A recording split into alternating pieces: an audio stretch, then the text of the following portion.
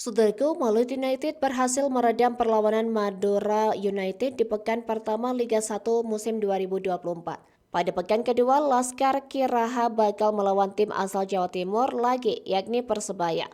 Berdasarkan jadwal, Malut United bakal menjamu Persebaya Surabaya di Stadion Madia Jakarta pada Jumat 16 Agustus pukul 15.30. Pertandingan Malut United kontra Persebaya Surabaya nanti akan digelar tanpa penonton. Hal tersebut lantaran skuad asuhan Imran Nahumarure tersebut tengah menjalani hukuman karena kesalahan yang dilakukan pada Liga 2 musim lalu.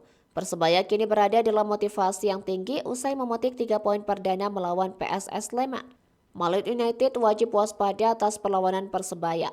Pelatih Malut United Imran Nahumarure meyakini tim asuhannya akan terus berkembang pada laga selanjutnya setelah berhasil menahan imbang Madura United 1-1. Imran menjelaskan pada pertandingan kontra Madura United, anak-anak asuhnya dapat menunjukkan semangat juang yang tinggi sehingga mampu menyamakan kedudukan.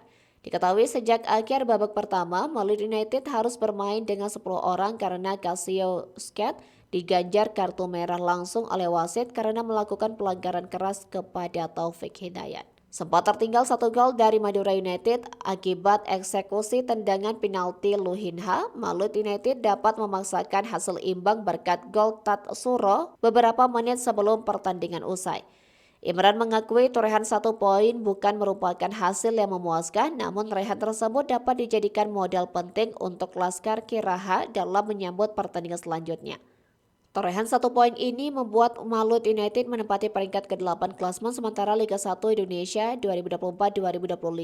Head-to-head kedua tim belum pernah ada dan ini merupakan laga perdana untuk kedua tim saling jumpa. Lantaran Malut United merupakan klub yang baru promosi ke Liga 1 pada musim ini. Prediksi skor Malut United 0-1 Persebaya.